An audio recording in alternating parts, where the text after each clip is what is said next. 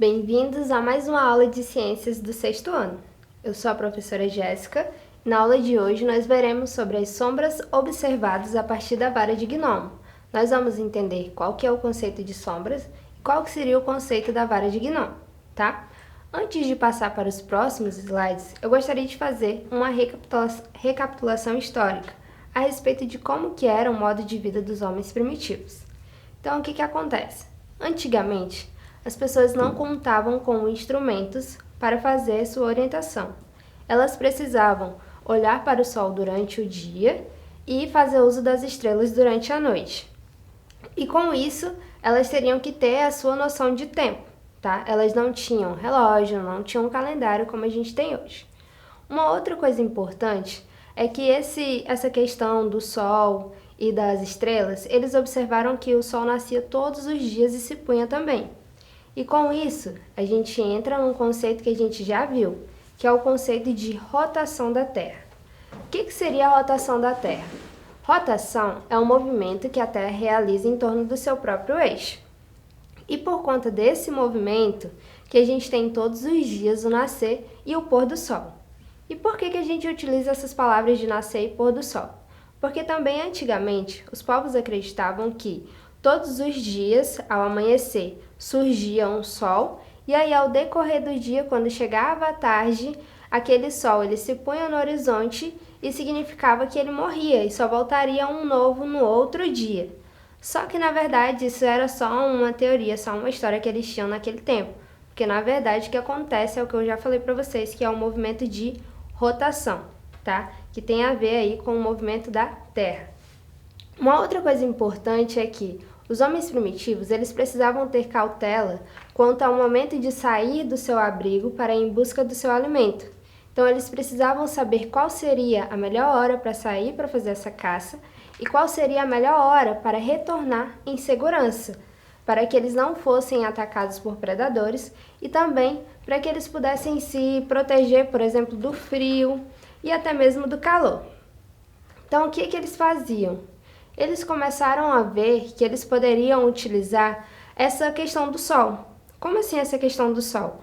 Eles poderiam fazer uma comparação com a sombra do próprio corpo. Mas o que seria essa sombra do próprio corpo?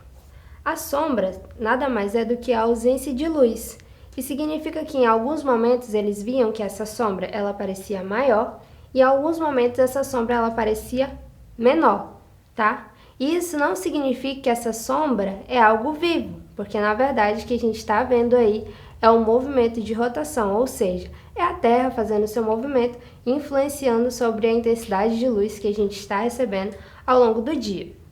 Então, como eles não tinham instrumentos, como eles não tinham como prever, esses momentos, e como eles não podiam a todo momento fazer uso do seu corpo, porque nem sempre podia ser uma forma segura, o que eles começaram a fazer? Justamente o que a gente vai entender na aula de hoje, que é a respeito da vara de gnomo. Então, vendo aí nesse primeiro slide, a gente pode perceber o que seria esse gnomo que eu tanto estou falando aqui há alguns momentos. O gnomo, em sua forma mais simples, ele consiste de uma vara que fica inserida no chão na posição vertical para ser utilizada na construção da rosa dos ventos. O que seria essa rosa dos ventos? Seria uma orientação para os pontos cardeais. E quais são os pontos cardeais? Os pontos cardeais seriam aqueles que a gente chama de norte, sul, leste e oeste. Então, como eles viam que essa sombra ela se modificava ao longo do dia, eles conseguiam também entender em relação à direção, a que direção eles poderiam seguir. E por que eles poderiam fazer isso? Porque simplesmente eles observavam que o sol ele nascia de um lado e na hora de se pôr, ou seja, ao entardecer, seria justamente ao lado contrário. Então teria como eles terem uma noção aí do que eles poderiam fazer e de uma forma mais segura e mais eficaz para a sua sobrevivência e da sua família também. E aí, continuando, além disso, a gente tem a associação do gnomo com o que a gente chama de relógio do sol, que surgiu um tempo depois. Então, para construir um relógio de sol a partir de um gnomo, é preciso apenas que a sombra da haste seja projetada sobre um mostrador, onde foram traçadas linhas representando as horas, como na figura ao lado. Então, o que eu posso fazer comparar aí esse relógio do sol? Aqui na nossa cidade, ali na pracinha do São Francisco, próximo ao Igarapé mesmo, foi instalado um relógio do sol, para que as pessoas pudessem entender um pouco esse contexto histórico. Mas, na verdade, algumas pessoas não conseguiram compreender o que aquilo significava, porque para elas não fazia nenhum sentido, não tinha nenhuma modificação.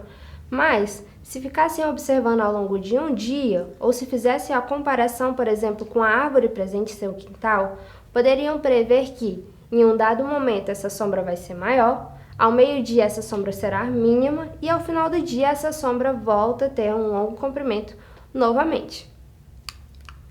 E aí, seguindo, a gente tem aqui um gráficozinho, digamos assim, para vocês entenderem um pouquinho do que seria aí esse relógio do sol, do que seriam os gnomos e como que eu posso entender o conceito de horas a partir deles. O que acontece? Como eu acabei de falar, em um momento eu vou ter essa sombra mais longa e em outro eu vou ter a sombra mais curta. Então, a observação de que as sombras dos objetos variavam de acordo com a posição do sol e o estudo dessa variação, elas foram fundamentais para que os homens primitivos começassem a marcar a passagem do tempo, porque eles não precisavam só entender essa questão de quando seria a hora de voltar para o abrigo ou a hora de caça. Eles também começaram a prever qual seria o melhor momento para fazer plantio e qual seria o melhor momento para fazer colheita, tá? Então, o gnomo vertical, ele nada mais é do que um dos mais simples e antigos instrumentos astronômicos. E aí, ao lado, como eu já disse para vocês, a gente tem essa figura aí que está mostrando o funcionamento de uma vara de gnomo, onde a gente vai vendo a sombra ao longo do dia, tá? E aí, seguindo, a gente tem aqui uma outra imagem retornando novamente aos pontos cardeais que eu falei lá no início, norte, sul, leste, oeste. Lembre-se que quando o sol nasce, quando o sol se põe, não acontece esse processo na mesma direção. Ele nasce em um ponto e ele vai se pôr ao lado contrário. Então, quando eu falo da sombra do gnomo, essa sombra do gnomo ela não é pequena como as pessoas imaginam. Na verdade, é uma sombra grande e aponta para o lado oposto à posição do sol. E ao meio-dia solar, quando o sol atinge sua máxima altura no céu, a sombra do gnomo é mínima. Que comparação que eu posso fazer aí para entender melhor? Imagine o nosso planeta. O nosso planeta, todo mundo sabe que ele não é uma estrutura plana, na verdade é uma estrutura esférica. Tanto que, devido ao movimento de rotação, como eu falei para vocês no início, existe um momento que parte do planeta vai estar recebendo luz, que vai ser o dia, e outra parte vai estar escura, que vai ser a noite. E depois, devido a esse giro que ele dá em torno do seu próprio eixo, eu vou ter essa troca, onde é dia passa a ser noite e onde é noite passa a ser dia. Então imagina que você está em cima do planeta. Se você estivesse em cima do planeta e observasse o padrão de um dia inteiro, o que você poderia perceber? Que ao amanhecer o sol começaria a nascer de um lado e essa sombra seria máxima. Só que quando chegasse ao meio-dia, por mais que estivesse claro, essa sombra ela seria mínima. E aí, conforme o dia vai terminando, conforme a tarde vai chegando, essa sombra ela começa a se alongar novamente, só que agora do lado oposto. E o que isso tem a ver com o que eu estou falando? Isso é só para a gente entender que o que está se movimentando não é o Sol, na verdade é o nosso planeta. E o que a gente vê aí em relação à sombra, a gente chama de movimento aparente do Sol, tá? É o que a gente tem uma ligeira impressão de estar acontecendo. E seguindo aí, a gente tem mais uma imagem para poder entender o que eu estou explicando aqui para vocês. Então, o que acontece? A observação da sombra mais curta ou do meio-dia ao longo dos anos mostrou a variação de seu comprimento e permitiu definir o conceito das estações do ano, ao intervalo de tempo necessário para que o comprimento da sombra completasse um ciclo inteiro, voltando a ficar com o mesmo tamanho, e os astrônomos deram a isso o nome de Ano das Estações. O que seria isso? Os homens primitivos também começaram a perceber, como eu falei para vocês, qual seria o melhor momento lá para plantar e para colher. E o que isso tem a ver? Que eles perceberam que tinha alguns momentos, alguns dias do ano, onde essa sombra ela seria menor e alguns períodos do ano onde essa sombra seria maior. E isso tem total relação com as estações do ano. Por quê? Durante o inverno, essa sombra ela tende a ser maior, tá? Durante o meio-dia, e durante o verão, essa sombra ela tende a ser mínima, ela tende a recuar, devido à incidência dos raios solares, tá bem? E aí, seguindo, nós temos aqui o nosso exercitando. E a nossa primeira questão fala o seguinte: o que é e como funciona o gnomo?